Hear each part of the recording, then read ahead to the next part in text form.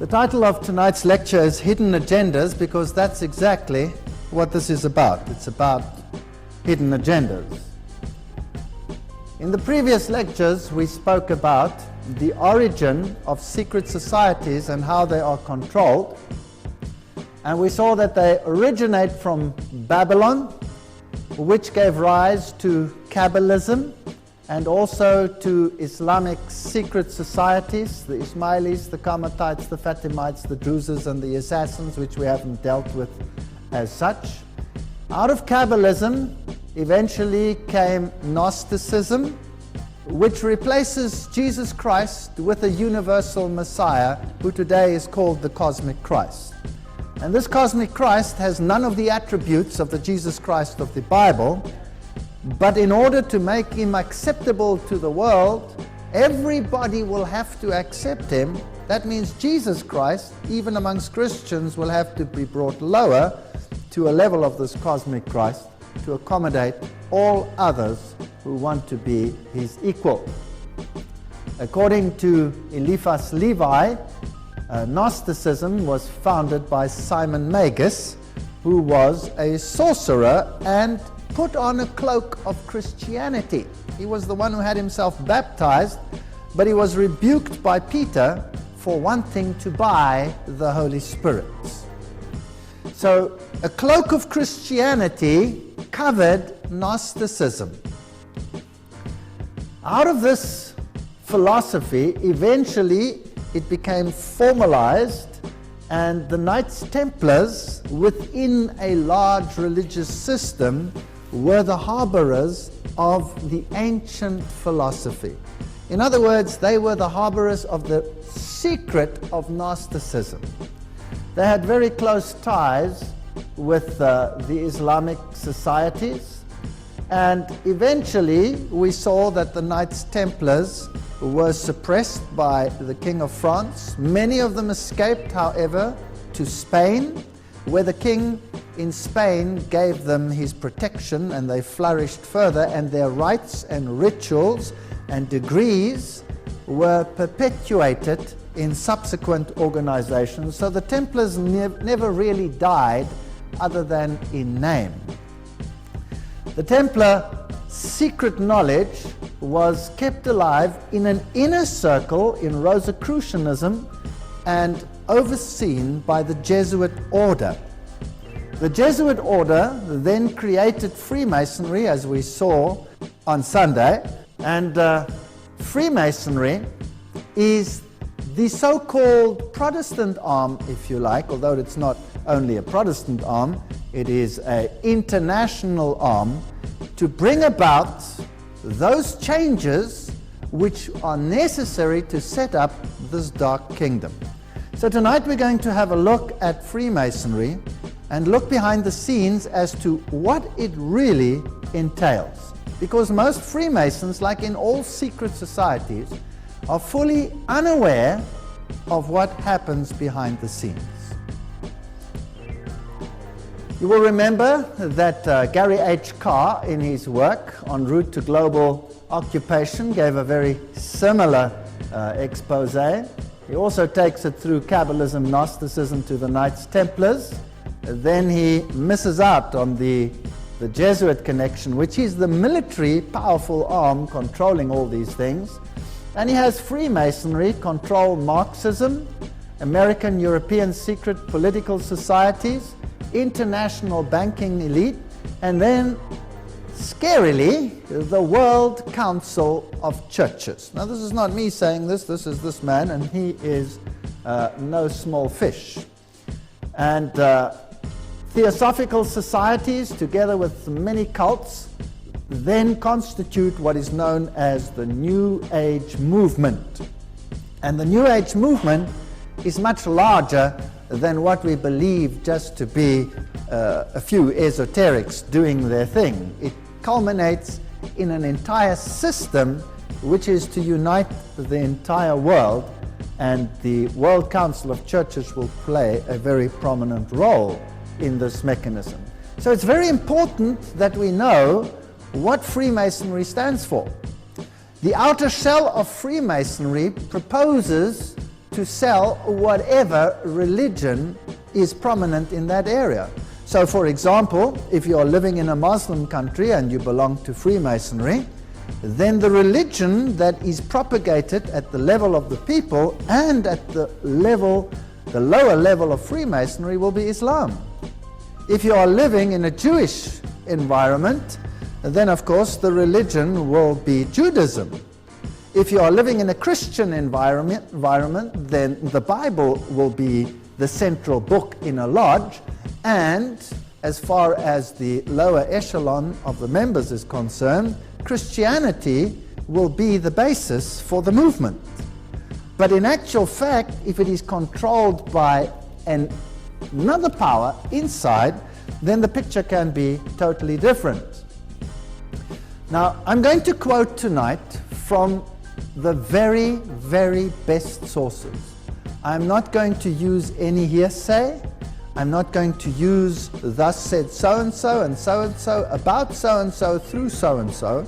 No, we're going to go to the original sources, the very best. The book Morals and Dogma is a book written by Albert Pike. It is considered the central theology of Freemasonry. Only the highest Freemasons receive this book, and upon their death, this book must be returned to the lodge. So this is not something that is readily available. Today, you can go on the internet and you can order Morals and Dogma, but you will never receive the real McCoy. Unless you by chance happen to find someone where a Freemason has died and the book has never been returned, and after a few generations somebody finds it, and some of these copies are actually floating around, and there you can find the original information. In my own case, I have many documents because my father-in-law was very, very high up in these issues, and when he died, I obtained a fair amount of information that would probably not be available to most people. And in my researches for many, many years, I searched for the original documents so that we can have it out of the horse's mouth. So if you feel upset about what I'm saying tonight, remember, I will be saying nothing. I will be quoting. And then you make your own minds up as to whether this is so or whether this is not so. Morals and Dogma, the very highest source in Freemasonry. Page 870. The Templars, like all other secret orders and associations, had two doctrines. One concealed and reserved for the masters, which was Johannism. The other public, which was the Roman Catholic. It's quite straightforward. So there is a doctrine that is being taught to the masses, and the masses are the uninitiated. Marx called them cattle. They are also called catechumens. They are called goyim. They are called all kinds of derogatory names. Now, if the outer shell, the teaching of the Templars to the people, was Catholicism, they also, of course, adopted a very pious garb and pretended this was the crux of their religion. But on the inside, they had another religion. And the order that they ascribed to is Johannism. Now we have many orders of St. John today. Many orders. Well, just think about some of the large organizations. We have cathedrals to St. John, where some very strange things happen, as we will see as we go along over time. We have St. John's Ambulance, for example. You know, we could go on and on and on and on, but I don't want to go into too much detail here. All of these are organizations which are philanthropic, seem to be doing a very good thing. They run many, many hospitals. They give huge sums of money to the poor and to children's hospitals, to the crippled people in the world. And being so philanthropic, it is very hard to pin something negative to organizations that appear to do so much good. And this is actually the best cloak into which to clothe something else that should not be discovered. So whenever you see Johannism, supposedly, of course, from John the Baptist, then eye it with suspicion. So two doctrines, one to the outside and one to the inside. Morals and Dogma, page 820. The Templars were gravely accused of spitting upon Christ and denying God at their receptions, of gross obscenities, conversations with female devils, and the worship of monstrous idols. Now, we discussed that in the previous lecture. The end of the drama is well known, and how Jacques de Molay and his fellows perished in the flames. But, now this is the highest source of Freemasonry. But before his execution, the chief of the doomed order organized and instituted what afterwards came to be called the occult, hermetic, or Scottish Masonry. You cannot get a higher source than this. So according to Albert Pike, Freemasonry continued the legacy of the Templars. In the gloom of his prison, the Grand Master created 4 metropolitan lodges, at Naples for the east, at Edinburgh for the west, at Stockholm for the north, and at Paris for the south.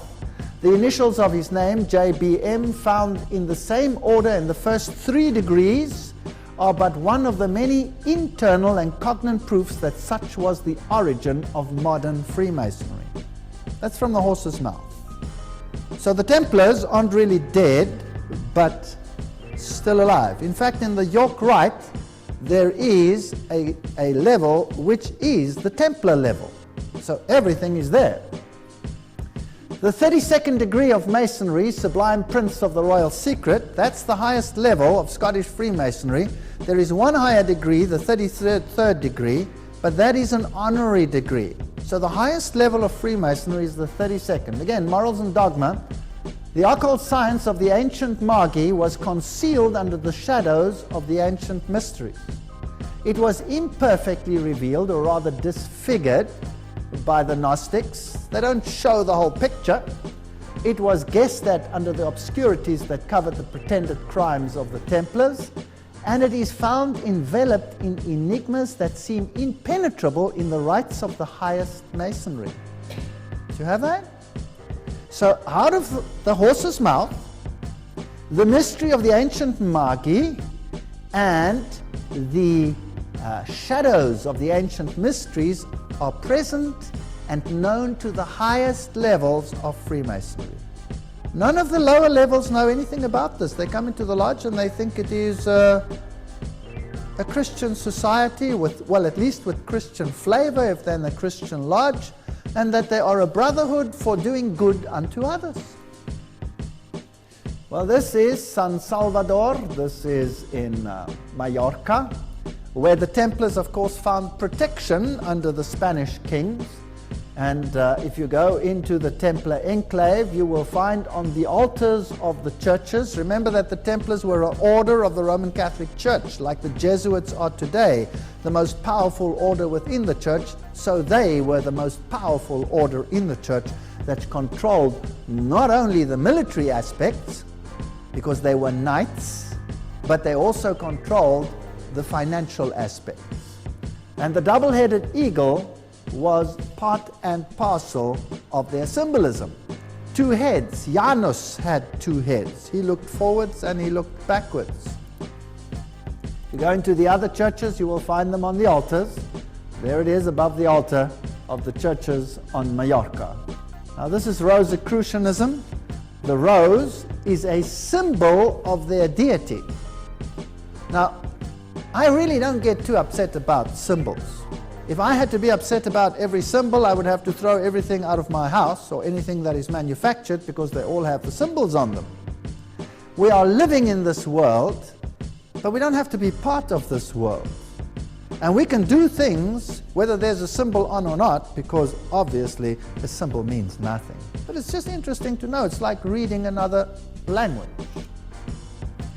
Well, here are some of the occult teachings of Rosicrucianism, where you have the zipherots, the levels that you can attain to.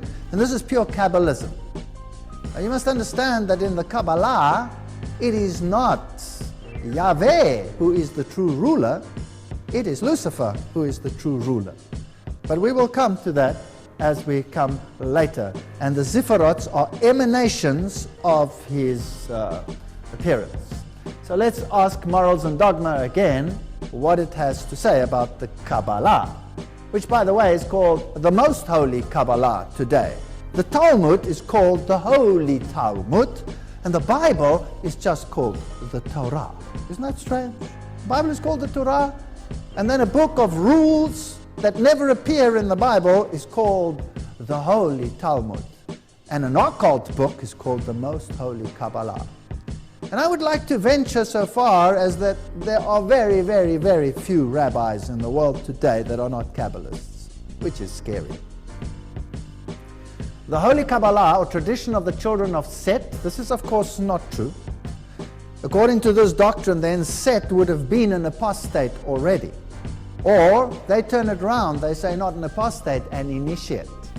So there's an internal doctrine for the initiate and a public doctrine for the goyim, for the cattle, just to keep them occupied. Tradition of the children of Set was carried from Chaldea by Abraham, taught to the Egyptian priesthood by Joseph, recovered and purified by Moses, concealed under symbols in the Bible, revealed by the Savior to St. John, there you have it again, the Johansonites, and contained entire under hieratic figures analogous to those that all antiquity in the apocalypse of that apostle. Okay, so now he's turned everything around. Abraham, Joseph, Moses were all initiates, and what they taught to the people was drivel, let's put it that way, to keep them happy and to keep them uninformed. But on the inside they had another doctrine. Now that's of course not true, because Moses wrote the Torah. And everything they believe is the opposite of what the Torah teaches. And the Kabbalah, that book, turns the Torah upside down and makes it occult. The three great lights of the lodge are symbols to us of the power, wisdom, and beneficence of the deity. They are also symbols of the first three sephirots, emanations of this deity. According to the Kabbalah, So the Kabbalah is very, very central in this story. We read on. Every Masonic lodge is a temple of religion, although they are told that it is not a temple of religion. Here, Morals and Dogma says it is a temple of religion, and its teachings are instructions in religion. This is true religion revealed to the ancient patriarchs. Now we've seen that they've turned the ancient patriarchs upside down into occultists in order to sell this to the people, of course, which Masonry has taught for many centuries and which it will continue to teach as long as time endures. Okay, thank you. Let's ask some questions, and we'll ask Masonry to answer it. And the sources we will use are only the highest Masonic writings. And the Freemasons that will be asked to give answers will be of only the very highest degree. So Albert Mackey, he wrote the Encyclopedia of Freemasonry. You cannot get a better source than that. Most of the best lodges, the greatest lodges, have the Encyclopedia of Freemasonry. And he was a 33-degree Freemason, which means he was an initiate. Is Freemasonry a Christian organization? If Freemasonry were simply a Christian institution, the Jew, the Muslim, the Brahmin, the Buddhist could not conscientiously partake of its illumination. So it's not a Christian institution. So why is the Bible there? It's there as a symbol, as we saw, of the first three Sephiroths. Is it Christian? Freemasonry is not Christian, nor a substitute for it. Well, what is it then? Morals and Dogma. Rejecting all the wild and useless speculations of the Zendavesta, the Kabbalah, the Gnostics, and the schools of the religion and philosophy of Masonry. You cannot get it plainer than that. So in other words, the Kabbalah is the religion of Masonry. But the Kabbalah is used in such a way that the people believe that what they believe is what's in the Bible. Masonry is a search after light. The search leads us directly back, as you can see, to the Kabbalah. In that ancient and little understood medley of absurdity and philosophy, the initiate will find the source of many doctrines. All truly dogmatic religions, that includes Islam, Buddhism, Hinduism, all of them, have issued from the Kabbalah and returned to it everything scientific and grand and the religious dreams of all the Illuminati, the ones that are illuminated. This is Luciferian language. Jacob Boehmer, Swedenborg, St. Martin and others is borrowed from the Kabbalah. All the Masonic associations owe to it their secrets and their symbols. Straightforward. There can be no doubt about these issues. The true Mason is therefore not creed-bound, cannot say he's a Christian or a Muslim or a Jew. He realizes with the divine illumination of his lodge that as a Mason his religion must be universal. Christ, Buddha or Muhammad, the name means little, for he recognizes only the light and not the bearer. He worships at every shrine, bows before every altar, whether in the temple, mosque or cathedral, realizing with his truer understanding the oneness of all spiritual truth. That's Manly Palmer Hall, the lost keys of Freemasonry. Can you see where World Council of Churches could come in with something like this? Joining all the religions together? Does it start to make a little sound, a little ring a bell or whatever? Well, let's continue. 5 points of fellowship: foot to foot, knee to knee, breast to breast, hand to back, mouth to ear. These are identical to those used in the Druidic rite of witchcraft, and very similar to those used in other rites such as the Gardenian, Alexandrian rites. Now, Alexandria, that's where the occult knowledge was maintained. It was maintained in Alexandria and in Rome. Everything else in between was destroyed. We'll come to that a little later. There where Christianity flourished, it no longer exists. Islam exists there. And from Alexandria and later from Rome emanated the new religion. Passing a secret name or chant from mouth to ear is ancient magical practice reflected in the Hebrew word Kabbalah. So it's a secret religion. Now, why is the King James Bible on the altar? Masonry has nothing to do with the Bible. It is not founded upon the Bible, for if it were, it would not be Masonry, it would be something else. The Digest of Masonic Law, page 207 to 209. So it's not the Bible. The Bible is there as a what? As a symbol. But what about God and His Son Jesus Christ? Humanity in toto then is the only personal God. Here again we are talking about high Masons revealing their information. Humanity. Have you heard of the Humanist Manifesto and humanism in general? Right, this is a fascinating quote from Morals and Dogma. I read this entire book. It's the most heavy reading I've ever done in my life. I wouldn't suggest anybody reads it. It's such a pain in the neck, but nevertheless. The Bible is an indispensable part of the furniture of a Christian lodge. This is in the original discursive. Only because it is the sacred book of the Christian religion. The Hebrew Pentateuch in a Hebrew lodge and the Quran in a Mohammedan one belong on the altar. And one of these, and the square and the compass, properly understood, are the great lights by which a Mason must walk and work.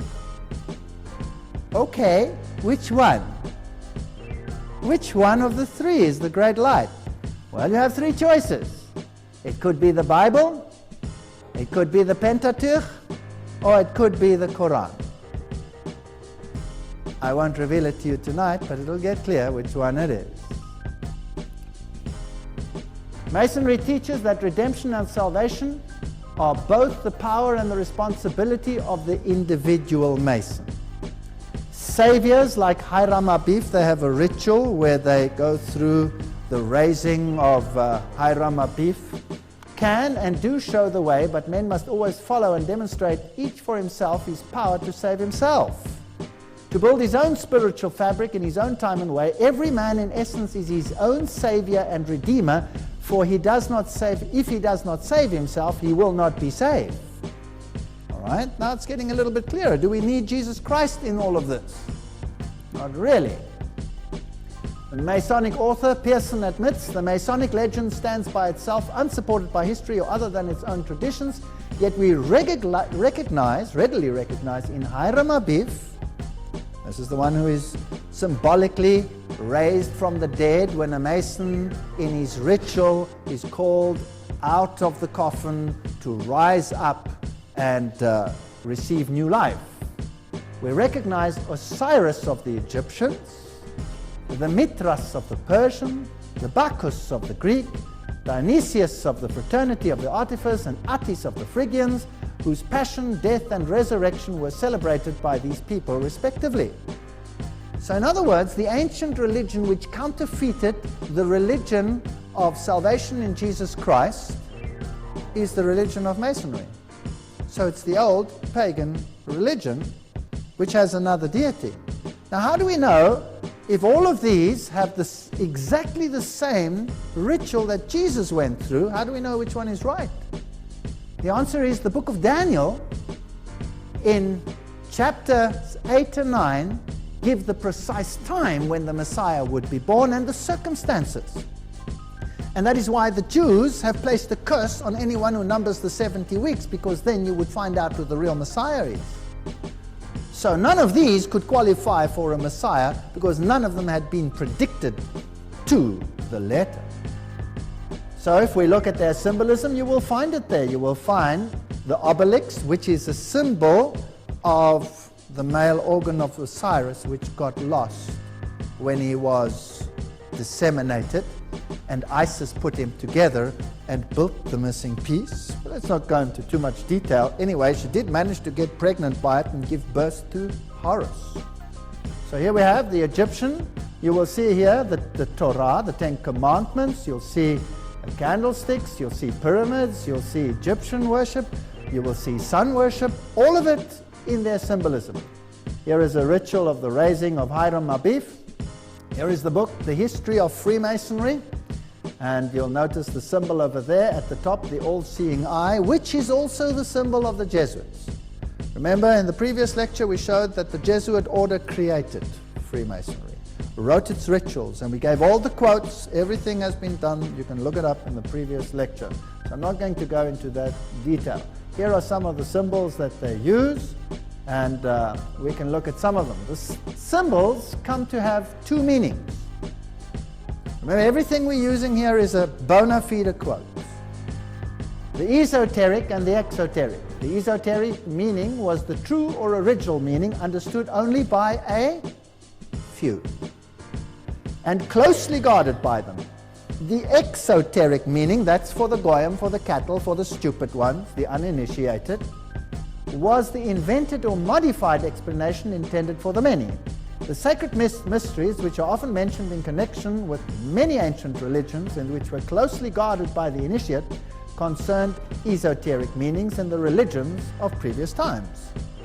These sacred mysteries were merely continuations of the simpler forms of the early sex worship carried on by a select few. Well, in the previous lecture we saw rituals going on where people today gather naked in forests, and that includes the presidents of the countries that rule the world today, and we saw that in the previous lecture. Nothing has changed. Are Masonic initiates misled? What about the poor Mason himself?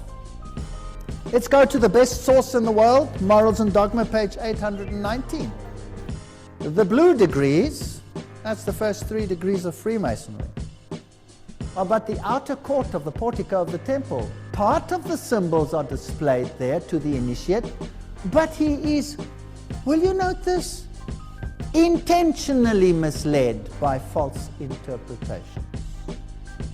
It is not intended that he shall understand them, but it is intended that he shall imagine he understands them. No wonder they don't give this book to the lower initiates. That would freak them out, right? Their true explication is reserved for the adepts, the princes of Masonry. The whole body of the royal and sacerdotal art was hidden so carefully centuries since in the high degrees. There you have it. Only the high degrees know what is going on. This is the horse's mouth. Nobody can argue with that. I've had many Masons be very angry with me, but in the end they've had to admit this is the real McCoy. This is it. I know many Masons who've become good Christians as a consequence of these lectures. So they are important. There are many people that belong to the Masonic fraternity. Many people. Masonry, like all the religions, all the mysteries, Hermeticism and alchemy, conceals its secrets from all except the adepts and sages or the elect, and uses false explanations and misrepresentations of its symbols to mislead those who deserve only to be misled. Basically stupid. We're just using you to conceal the truth, which it calls light, from them, and to draw them away from it. Truth is not for those who are unworthy or unable to receive it or would pervert it. So Masonry jealously conceals its secrets and intentionally leads conceited interpreters astray. Morals and Dogma, page 104, 105. There you have it, straight from the horse's mouth. Here's a high Mason book in Germany, and it tells us there exactly what they do. A Freemason, that's what stands there. Formed out of the materials of his lodge, behold the Master Mason rare, whose mystic portrait does declare the secrets of Freemasonry fair for all to read and see, but few there are to whom they're known, though they so plainly here are shown. So this is a language that you have to learn. They created this language because God confused the languages, so they created a language in symbolism that God would not be able to confuse in future. That's their logic. Now let's have a look at some of the symbols and see where we get. Crossed swords are part of the symbols. Cornucopia, the horn of plenty. We have pentagrams and compasses and set squares, and G's, which they say stand for God, but actually stands for generative principle. It's the male organ, and the female one, because that's the only way you're going to generate. This stands for the masculine, this stands for the feminine. Now, if you go back into the other religions, if you go to China, for example, and you look at the sun god, so the equivalent, in other words, of Isis and Osiris, you will find that they are here. They are Fuxi and Nuwa. There they are on their cave drawings. Here they are. And you will note that Fuxi and Nuwa carry the compass over there and the set square. They are symbols of the male and female deities. That's what it stands for. So the cathedrals of the world, this was just interesting. This one was being repaired, and of course, who would repair it? The company is Eich. But what does that tell us? What kind of company would it be? It's a Masonic company.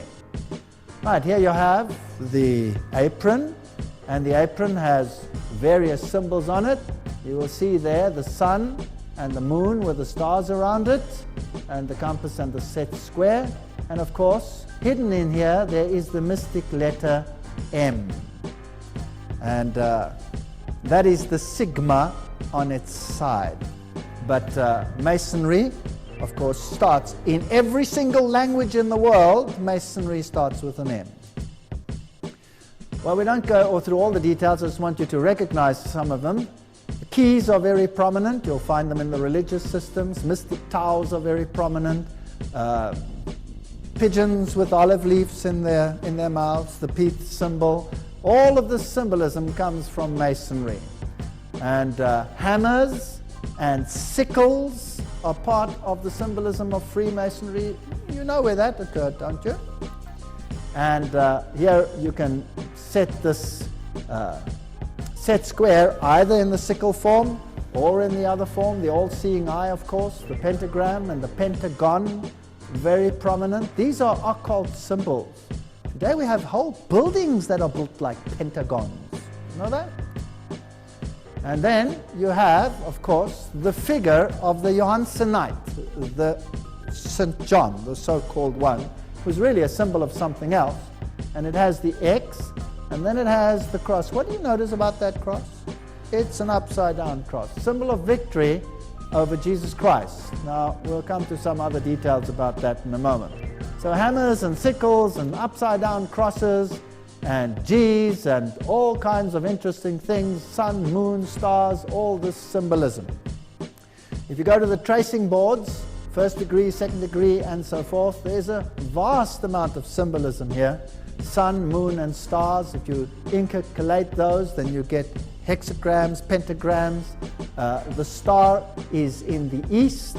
To the uninitiated, he's informed that it is the Star of Bethlehem. But there's, of course, a problem if you just think logically. The Magi came from the east and they walked towards the star. So where was the Star of Bethlehem? It was in the west. So this is another one that was in the east. And the Bible condemns the praying towards the east, right? Because that represented the sun god. And this star in the east is none other star than Sirius, the brightest star in the heaven, the luminary. The illuminated one is the symbol of Lucifer. The brightest planet in the heavens is which one? Is Venus. Venus, it's called the morning star. In the morning star name, it is masculine.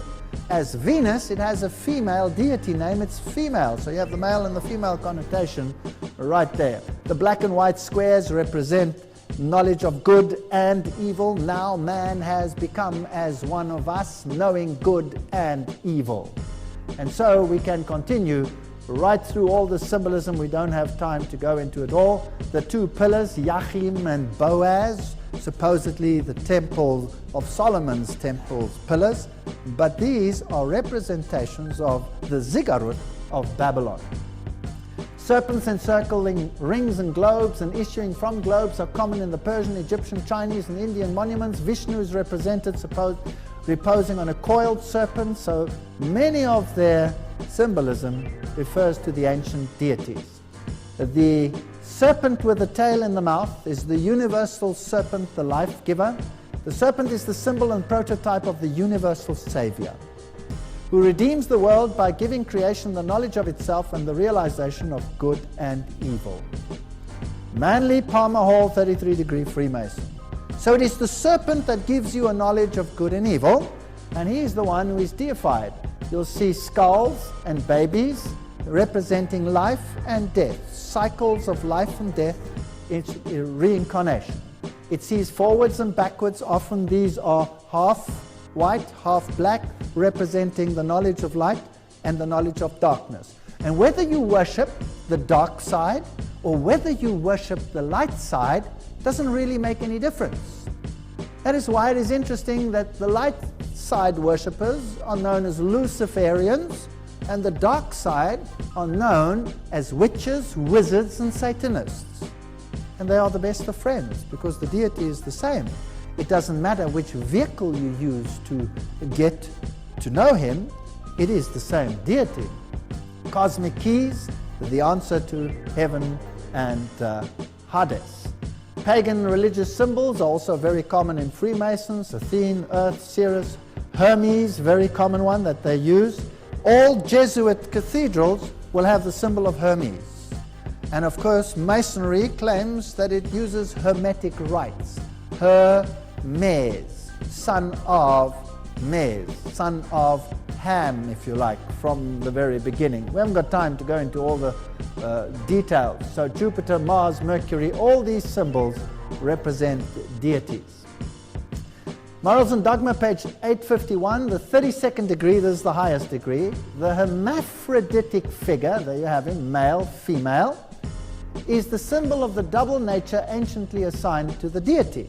Now remember that the Knights Templars also worshipped Baphomet, who was a hermaphrodite, male, female. As generator and producer of Brahm and Maya and Cyrus, whatever, we don't have to go into all the details. So if we go through Scottish Rite Masonry, the 33rd degree is known as Sovereign Grand Inspector General. It's an honorary degree for the highest Masons, and you have to be a high initiate to get into that. And then you get down Sublime Prince of the Royal Secret is the 32nd, and you go all the way down, down, down, down, down, until you get down here to the blue degrees, which are Entered Apprentice, Fellow Craft, and Master Mason. And you can go up all the way, almost to the top, and never know what you're doing. Never know what you're actually involved in. There's a youth group in Freemasonry which is called Demolay. Isn't that fascinating? That is the man who was sentenced to death for spitting on the cross and for committing sodomy and the most profane things under the sun, but that's the youth group. Isn't it interesting that Billy Graham said that the Demolays are the elite of the youth in the world? Fascinating statement. Knights Columbus, we've seen them with their fasciae. We'll come to that in a later lecture again, which control the world political system, at least in the United States. And the head of a lodge gets to the position of worshipful master. The Bible says you must call nobody master, let alone worshipful master. This violates the first commandment. The headquarters of the Supreme Council of Scottish Rite Freemasonry, Southern Jurisdiction, USA. This is what you have on the front. You have the sphinxes with the serpents on the sides. And this is known as the House of the Temple on the east side of Northwest 16th Street between R and S Street in Washington, D.C. This is where the high Masons meet. The entire cabinet of the USA will meet there. Whether they are Democrat or Republican makes no difference. That is where the decisions are made. This is a book called The Deadly Deception, written by a man, James D. Shaw, who was initiated into the highest degree, the 33rd degree, and later rescinded and left it. 33rd degree initiation ceremony. The oath is sealed by drinking wine out of a human skull. May this wine I now drink become a deadly poison to me, as the hemlock juice drunk by Socrates, should I ever knowingly or willfully violate the same. A member, dressed as a skeleton, places his arms round the candidate, who then states, "And may these cold arms forever encircle me, should I ever knowingly or willfully violate the same." Here are some of the symbols of Freemasonry. These are the so-called secret symbols. If you look at them, you'll find some of them are very interesting. We're not going to go into all of them. Let's enlarge some of them. If you thought that had something to do with Volkswagen, I suggest you think again. Those are the two V's, one inside the other, representing the union of the two deities. And if you thought that was the heart of the Union Jack, then you will know now that the Union Jack means that Great Britain is a Masonically controlled country. So is its religion, as we will see. These are all symbols of, this is Aquarius, for example. If you thought that was the Star of David, then ask yourself why before Masonry was around, there was no Star of David. And these symbols over here, of course, very, very prominent. We haven't got time to go into all of these. We're just opening it up. So if you find ecstasy and mandrax tablets being distributed amongst the youth, they will have all these symbols on them. You thought that was Mitsubishi symbol? Well, they would be very upset if you thought that they helped to propagate mandrax and ecstasy and the like. And there you have this symbol, this VW symbol, this W that is two V's locked inside each other. Now, these are occult symbols. In other words, these drugs are being dispensed by an organization that uses the symbols of its religion. And if you thought that this papal choir was sponsored by Volkswagen, you have better think again. That symbol means something else on these innocent little children that are bearing Luciferian symbols. Here is Aleister Crowley's symbolism. You'll see it's very similar. We'll have the pentagram and all the other symbols over there. The G, you will notice that that is basically the basic structure, and you can fill it in, and then you can have a pentagram. You can have it that way around, or you could have it the other way around, depending on which you want it. That would be the goat of Mendes. That would be the dark side. Also, unfortunately, sorry ladies, the female side.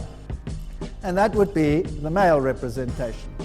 Let's ask the Dictionary of Mysticism to tell us what this means. The pentagram is considered by occultists to be the most potent means of conjuring spirits. When a single point of the star points upward, it is regarded as the sign of the good, and it means to conjure benevolent spirits. When a single point points down and a pair of points are on the top, it is the sign of the evil, Satan, and is used to conjure up powers of evil. That's what it says. It's interesting that this symbol is, of course, used everywhere in the world, including most of the flags. Let's ask another source, Encyclopedia of Freemasonry. You won't get a better source than that. Freemasons of the United States have by tacit consent referred to it, the pentagram, as a symbol of the 5 points of fellowship. So it's the Pentaphora of Pythagoras, the signs of the Magi. The Pentaphora is called the holy and mysterious pentagram. It's the star of the magicians. So this is occultism. You've got it all over your flags. Very interesting. Double triangles and so forth.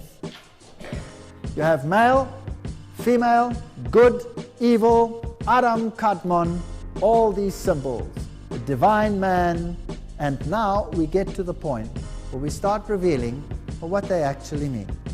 And may God help us as we continue along this road and find out what the hidden agenda of this Freemasonry actually is.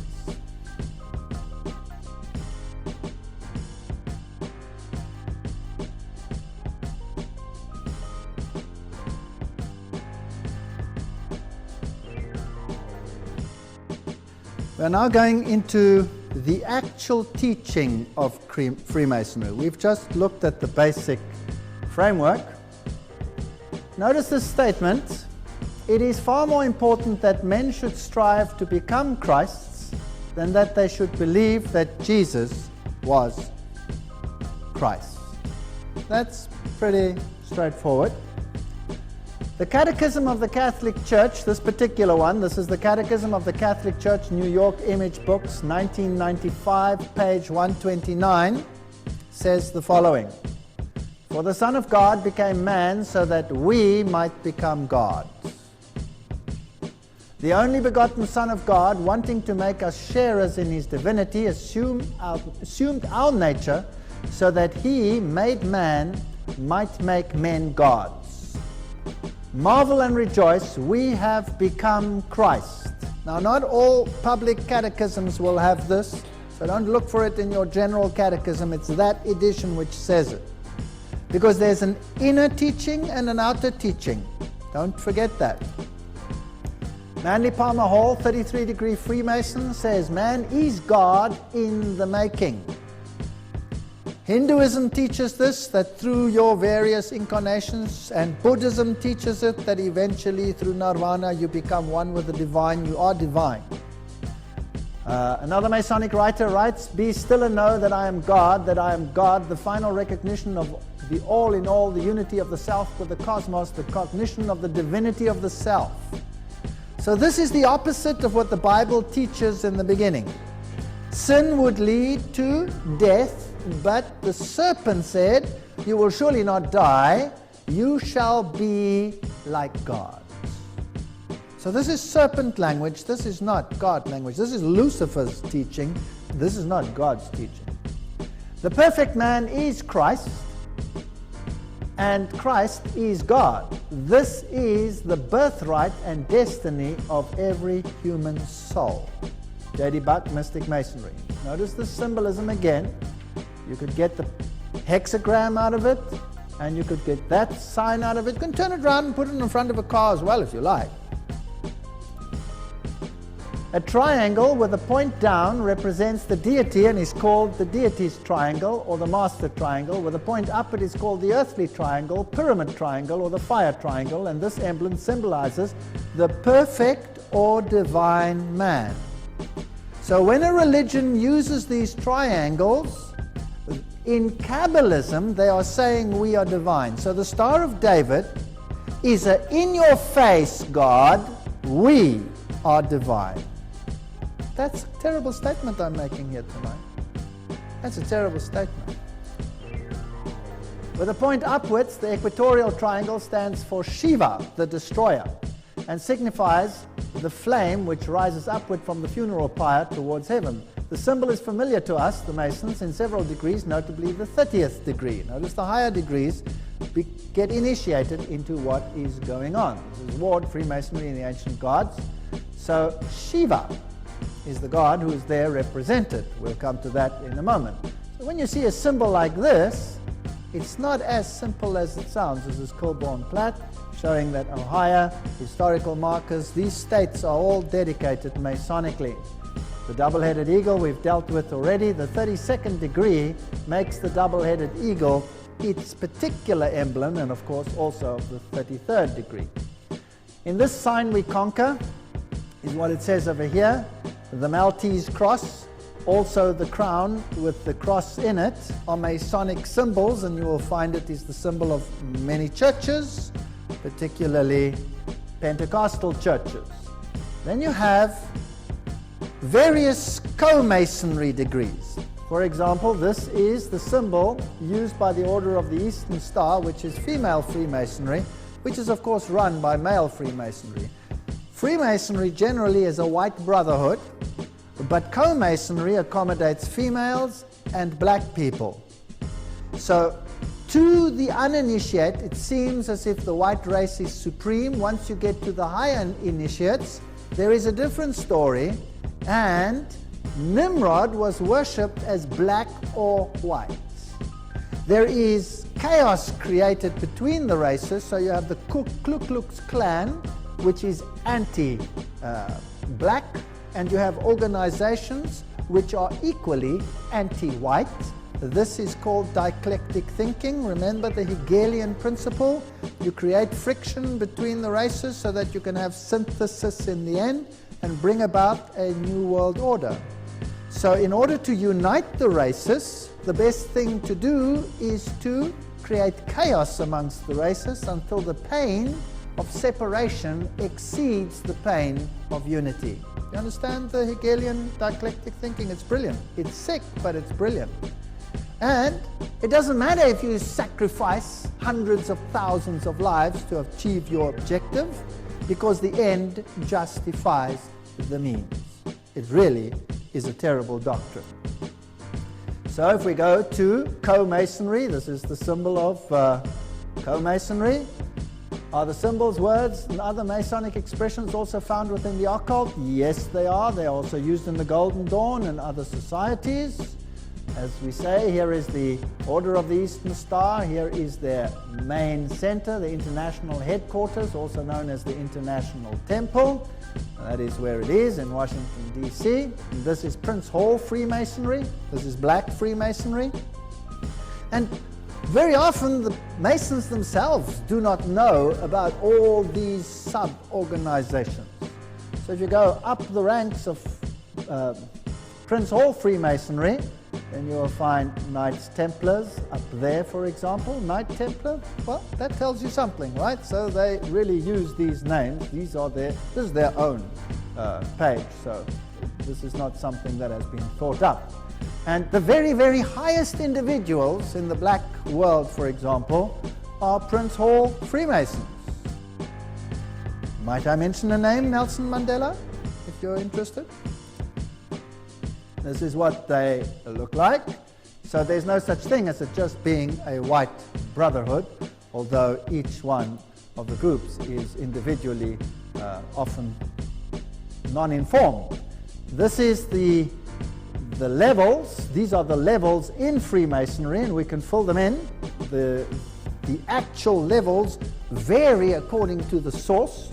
This one here is as it was revealed by Ayn Rand, who was the girlfriend of Philip Rothschild. She committed suicide. Humanism is the lowest level. Masons, no aprons. The YMCA, the whole Scout movement out there, etc., forms part of Masonic organizations. Rotary, the Lions, the Oddfellows, well, you have them right next door. The Lions, of course, use the two-headed lion, the Tianus, the two-headed one, all those symbols. And these are all good organizations that appear to do very good things. Blue Masons, that's John's Masons. There you have the name John again. Get very nervous when you hear it. York Rite, Scottish Rite, Communism, B'nai B'rith, Jewish Masonry, Council of 500, Council of 33, Council of 500, also known as the Bilderbergers, if you like, the Council of 13. And at the highest level, we saw that the papacy is involved because the Jesuits control all of them, every single level. Here is the Pope in front of the Boy Scout movement, and this is the feeder organization into other organizations. And none of them know anything about it, so don't accuse them, but have a look at some of their symbolism and see if you find the Masonic symbolism there. You'll find it. Female Masons that were very prominent, of course, Helena Petrovna Blavatsky, founder of the Theosophical Society, Annie Besant, Alice A. Bailey, and Alice A. Bailey, her husband, was Foster. He was a 32-degree Freemason and part of Co-Masonry. They started a publishing company known as Lucifer Trust, which they later changed to Lucis Trust. This is Helena Petrovna Blavatsky. This one over here is Alice A. Bailey, and these are the ones who wrote down the secret of the secret doctrines. Of course, once they achieved the highest degrees, then they would have to be male. So Annie Besant is known as Brother Annie Besant, 33-degree Freemason. The same in the Egyptians. If a female pharaoh became pharaoh, then she was male. So Hatshepsut, for example, is figured with a beard because you had to be an honorary male. You can't be the reincarnation of the sun god if you're a female. So Co-Masonry, Annie Besant and all these high Masons, Alice A. Bailey, High Priestess of the New Age movement, received messages from a Tibetan known as Dwal Kul. On her writings you will find, of course, the Masonic symbols. And these are her writings. And of course, Blavatsky is the one who wrote Isis Unveiled, Secret Doctrine, and all of these mystic Masonic books, which are virtually impossible to get hold of, although these days you can, if you search, find them. Let me take you to one of the largest lodges in the world, which has become a museum. This one is in Guthrie, in Oklahoma. We'll go inside, you will see swastikas. They will say they are the other way around. Yes, that might be so, but that doesn't mean anything, because the one way around it represents the female aspect and the other way around it represents the male aspect, so it doesn't make any difference. You will find the symbol of the sun god Ra. You'll find the all-seeing eyes, and then you'll see this statue. It can be male, it can be female, it makes no difference. You should figure that out by now. With the finger on the mouth. And they will tell you that means secrecy. don't reveal the secrecies, or quiet in the lodge. All kinds of nonsense they will tell you. It's got nothing to do with it. This is only for the initiate to know what this is. This is the symbol of Horus, and I'll show it to you in a moment. On the floor, you have the various pentagrams in this form over here, and the pentagons. And in front of this statue it says, all who stand here stand facing the east. Let each review his obligation and renew them in his heart. So this worship is towards the east, which the Bible forbade. Now there's the god Horus. You will notice that he's always depicted with his finger on his mouth. His religion is for the initiate. These are the dress of the various Masonic levels. The Sovereign Grand Commander has this symbol on the front, and there you have it on Sovereign Grand Commander Henry Clausen. That it is. That's the symbol of Baphomet. That's Baphomet, the androgenic god, and you will be surprised where Baphomet features these days. I will be showing it to you in future lectures. And of course, it's also on the building over here, which is the headquarters of the Mother Supreme Council of the world, Washington, D.C., where the Constitution for the New World Order has already been written, right there. That's Baphomet, and this is how the symbolism was also used by Alice A. Crowley. In the lodge, you will find IHS. I showed you that was the symbolism for the Jesuit order, Isis, Horus, Set. This stained glass window, in the light, it is, in the day, it is white. In the night, it becomes black, a very special technique. And if you know that Osiris was worshipped as black or white, then that explains the story. They have an Egyptian room with all the symbolism that goes along with it. They have an Assyrian room because they represent all the ancient religions. Here is a statue of Albert Pike. It's called the Albert Pike Lodge, number 162. To study and seek to interpret correctly the symbols of the universe is the work of the sage and the philosopher. It is to decipher the writing of God. Albert Pike.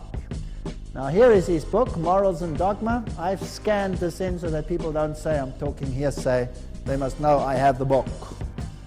And whatever is quoted over here comes directly from him. In the Scottish Rite, the crown and scepter symbolize a man's dominion over himself. We are God. We don't need anyone else to tell us what to do. The history of man's thought is the only history worth much study. Don't worry about the other one. There's the library.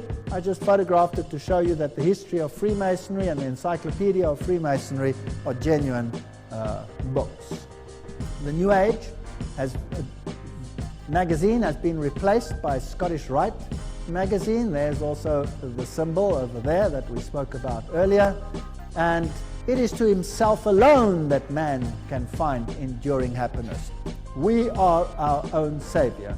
Again, in this lodge, you will have Jacques de Molay honored. Rosicrucianism, the cross on the rose. The one who really suffered was Osiris, not Jesus Christ. And there you have the mystic Tao and other symbolism like the lion with eagle wings, symbol of Babylon. And here you have the double-headed eagle in its original black-white form, representing the two deities. This is the cornucopia. What does it stand for? It is the symbol of many political organizations. It was the symbol of the organization that expanded and used apartheid. It was the symbol of the National Party in Southern Africa. It's interesting. So, what were they? Let's ask what the cornucopia means. The cornucopia, or horn of plenty, was double-sexed in symbolism. The horn was masculine and the inside was feminine. The fruit inside symbolized productiveness of the female. It's a sex symbol, again, the union of Isis and Osiris. So when we look at these deities, remember that's Horus, Isis. She's the one who stands on the serpent. Mary is the one who stands in Catholicism on the serpent. And Dionysius as a child is just the same thing. These gods came in the hexagram, in the hexagon, etc. They came in the square. This is the god Harpocrates, or if you like, Horus. There he has the cornucopia in his hand, and the finger is broken off. That points to the mouth as per usual. Here's another Masonic lodge. Inside you'll have the same symbolism. You'll have yin-yang signs up against the ceilings. This is the blue room. And there are only 3 lights in a lodge because the north is the place of darkness. Now, if you know your Bibles, you will know that the north is where the throne of God is. That's the source of darkness. Something's upside down. And the various rooms used by the Scottish Rite and the York Rite, etc. 2 pillars always representing Joachim and Boaz. On top of it, you'll see the signs of the zodiac. There they are. This shows you what this is. Astrology is a science demanding respect of the scholar, notwithstanding its designation as a black art, and in a reflective sense and an occult science, this science was known to the ancients as the divine art, Encyclopedia of Freemasonry. So astrology is uplifted by Freemasonry, although the Bible condemns it. Right.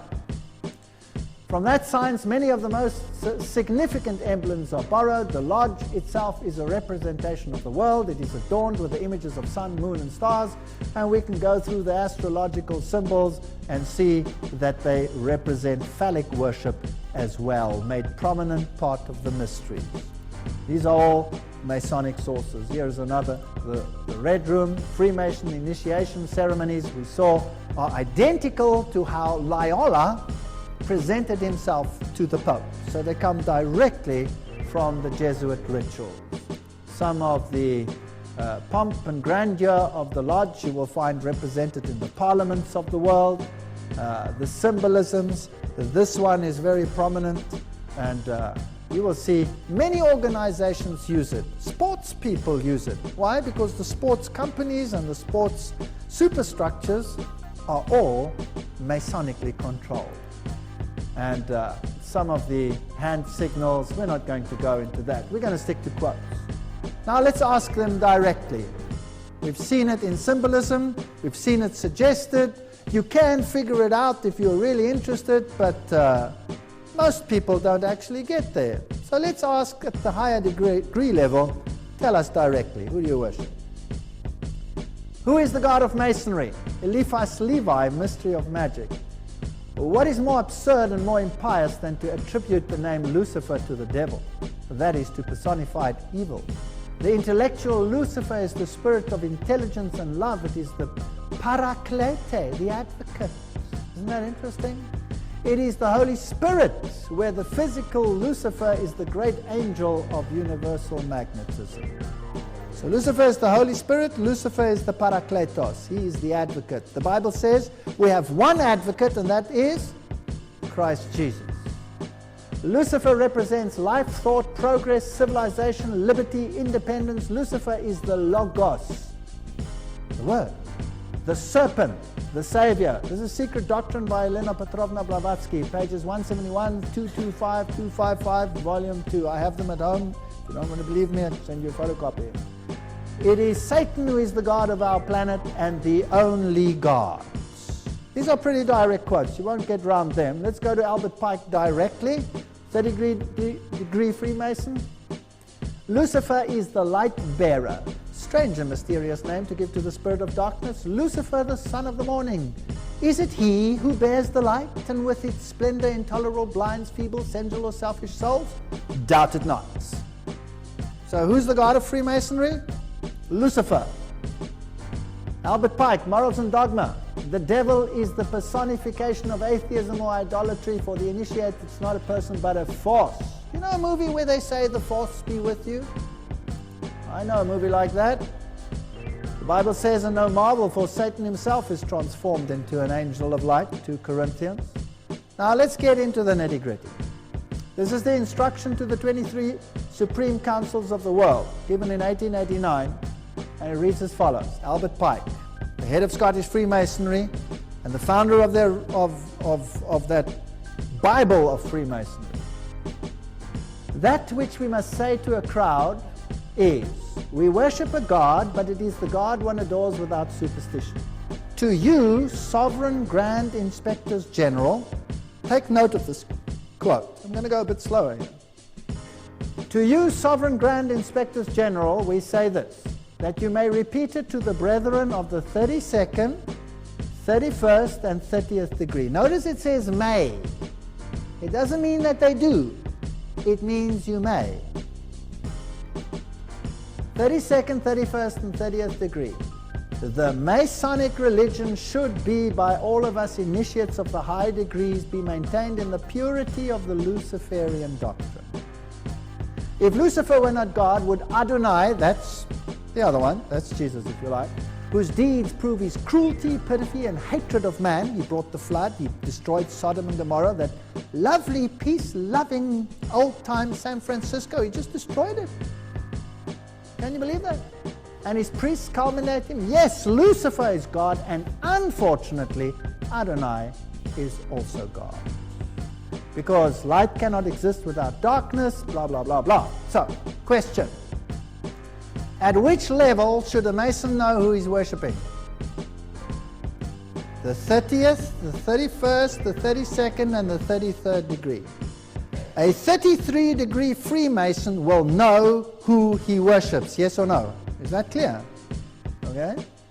Now what if I could show you who the 33-degree Freemasons of this world are? Would that change your opinion from one, wow, what a wonderful achievement, to, oops, there's something wrong here, yes or no? Do you think that is important? What if you were to find out that the greatest preachers in the world are 33-degree Freemasons? How would you react? How would you react if you found out that the politicians of the world are 33-degree Freemasons, the highest politicians in the world? How would you react? Would it change your perception somewhat?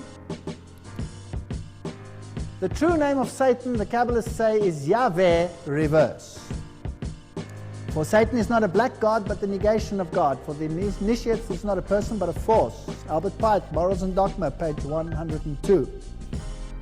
To conceive of God, the Kabbalah imagined him to be a most occult light. Albert Pike, Morals and Dogma, page 740. Here is a conjugation addressed to Emperor Lucifer. Emperor Lucifer, master and prince of the rebellious spirits, I adjure thee to leave thine abode, and whatever quarter of the world it may be situated, and come hither to communicate with me. When the Mason learns that the key to the warrior on the block is the proper application of the dynamo of living power, he has learned the mastery of his craft, the seething energy of Lucifer in his hands, and before he may step onward and upward, he must prove his ability to properly apply energy. He must follow in the footsteps of his forefathers, Tubal-Cain, it's an interesting name, we haven't got time to go into all those details, who with the mighty strength of the war god hammered his sword into a plowshare. So you first create war and chaos so that people will be willing to give it up and join into one giant Luciferian empire. Do you know what irritated the devil most? When God separated the nations. That was a headache to him. It gave him 4,500 years of headache. He's been battling for 4,500 years to get his act together again. He's got his act together. The devil is now called darkness by the church. Notice too, this is a quote from Blavatsky. You cannot get better sources than this. This is Secret Doctrine, page 71. The devil is now called darkness by the church, whereas in the Bible he is called the Son of God, the bright star of the early morning, Lucifer. See Isaiah. Oh, they turn everything upside down. I'll show you why in a moment.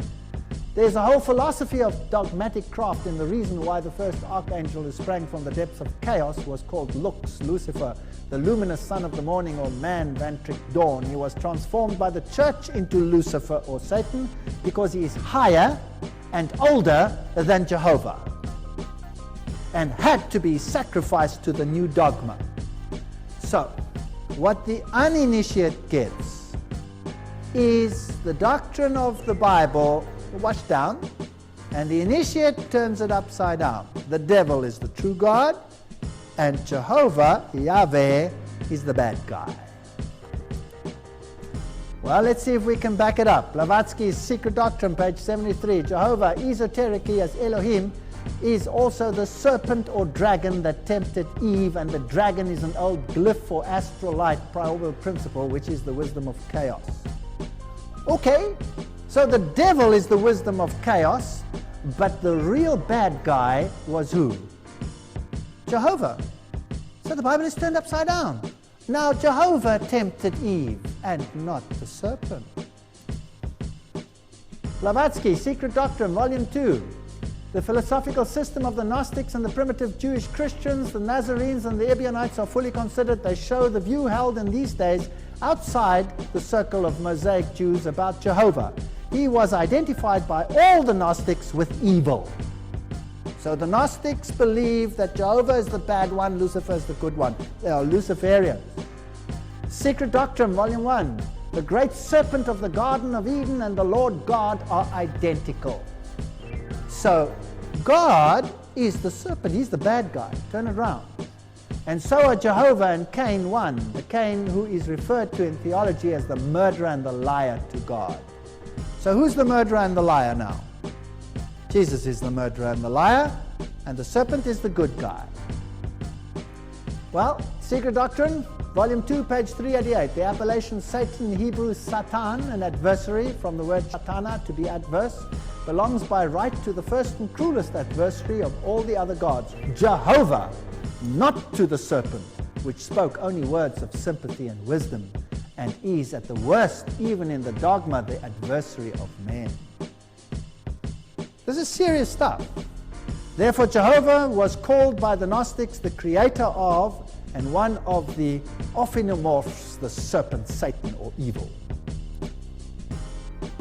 Another one, we could go on and on and on and on. He calls him a Jehovah Frankenstein. That's not very nice, wouldn't you say so?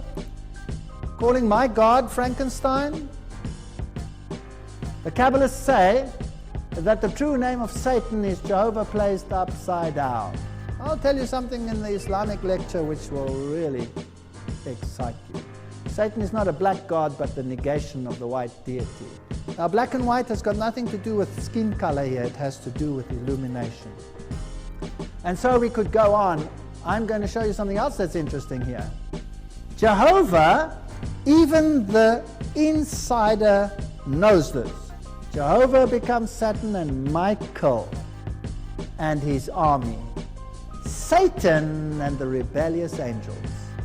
So Michael, which means the one who is what God is Satan and his angels. And Lucifer and his angels, he's setting up his kingdom down here. My Bible says Michael is the prince that stands for your people, and he will stand up and come and sort the evil one out, right or wrong. So we've turned the doctrine upside down.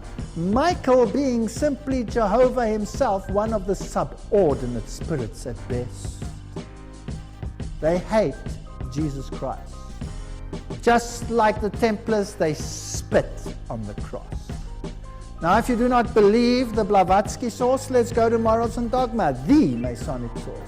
The deity of the Old Testament is everywhere represented as the direct author of evil. There he says exactly the same thing. I don't have to repeat it. Let's carry on. So little have the first Christians who despoiled the Jews of the Bible understood the first 4 chapters of Genesis in their esoteric meaning. Now let's go into this. That they never perceived that not only was no sin intended in the disobedience, but actually the serpent was the Lord God himself, who was, as the Ophos, the Logos, the bearer of divine creative wisdom, taught mankind to become creators in their turn. The serpent was so good to you. You would be still stupid if it wasn't for the serpent. The devil is now called darkness by the church, but the Bible calls him the Son of God. Remember that one? So no wonder Manly Palmer Hall, 33-degree Freemason, says, I hereby promise the great spirit Lucifer, prince of the demons, that each year I will bring unto him a human soul to do with as it may please him. Do you think they might still have human sacrifices?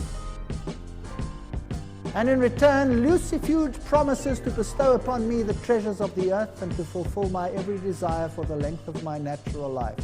Manly Palmer Hall, you can have it. I prefer Jesus Christ and eternal life. Official logo of Ordo Templar Orientis. We don't have to go into all these details. Who then is allowed to know the truth about Masonry?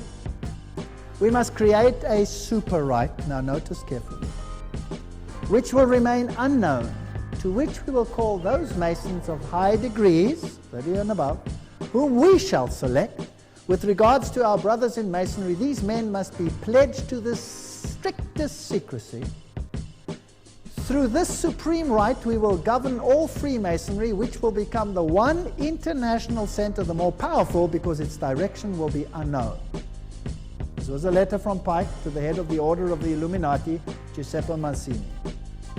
So, who governs the world? A super rite. George Bush calls them 1,000 points of lights, illuminated ones. They don't use this terminology for nothing. They were going to create 3 world wars. Here's the quote. I'm not going to go into details on this quote right now. There's a lecture coming up, Revolutions, Dictators, and Wars. We'll look at it then. Scary stuff.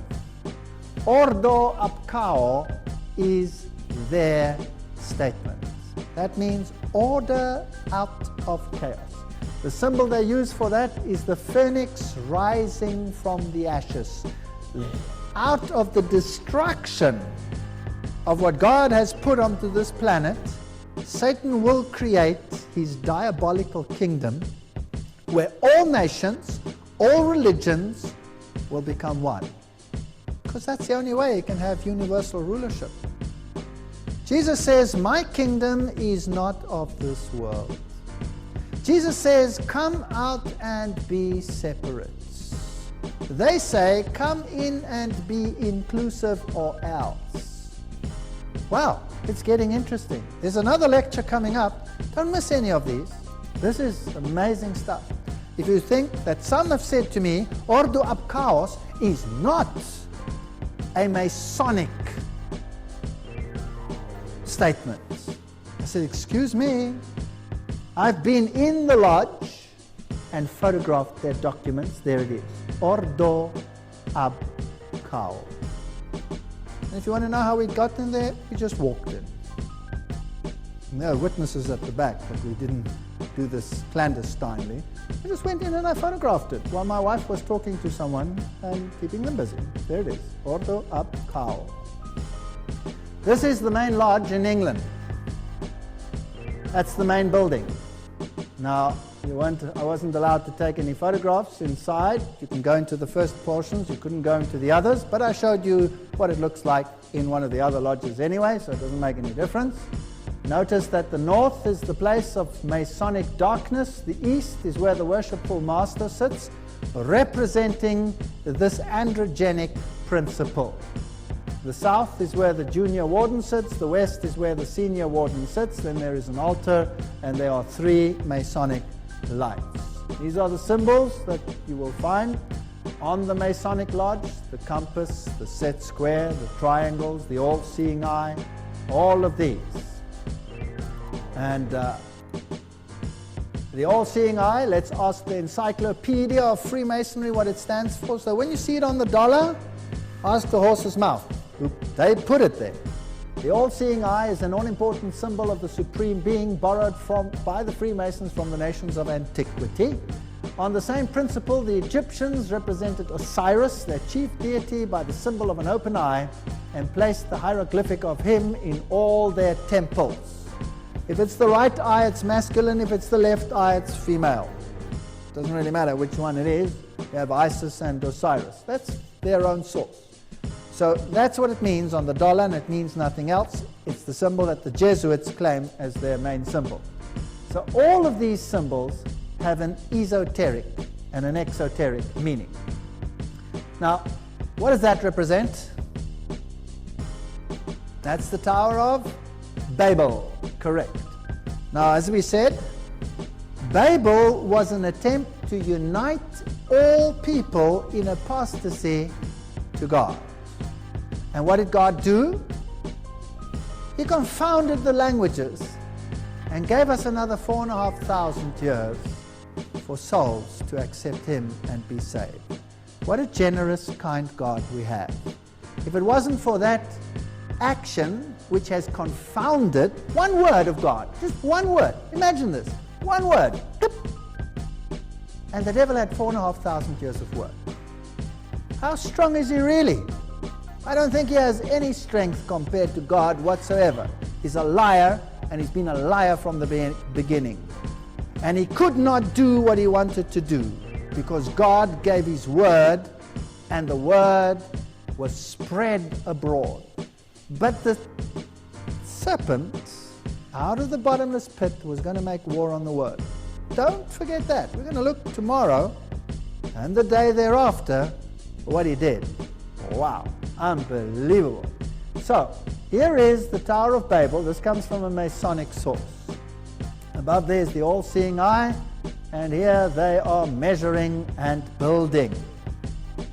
It's interesting that one of the highest politicians in France said, just recently, when they put a poster across the whole of Europe of the temple of the Tower of Babel with a crane on it under construction, he said, "We are building a new Babel, and this time we will succeed." Well, we'll see. Well, let's ask the High Freemasons, Arthur Edward Waite, who wrote the Encyclopedia of Freemasonry, by the way, he should know what it means. Arthur Edward Waite. As regards Masonry, Babel, of course, represented a Masonic enterprise. It is well known that the Tower of Babel was one of the most ancient traditions of Masonry. There you have it. I have said nothing tonight, please note. Every single statement I have made has been substantiated from their own highest sources. So please don't say that I am presenting things here which are divisive. If you are angry, get in contact with them, not with me. I didn't say it, they said it. Every single statement. In the Masonic quiz book, the question is asked, who was Nimrod? The answer is, he was the son of Cush, in the old constitutions referred to as one of the founders of Masonry. I thought he was a warrior before the Lord, against the Lord. And in the scriptures as the architect of many cities. In the York manuscript we find, at the making of the Tower of Babel there was masonry first much esteemed of, and Nimrod was a mason himself and loved well masons. So a mason is nothing other than a harborer of the occult knowledge, clothing themselves with all their good deeds and their many, many members who they use maliciously and lie to so that they might appear noble. These people are wicked at the highest level. Masonic author Kenneth A. Mackenzie tells us that Hermes was also one of the founders of Masonry. Hermes.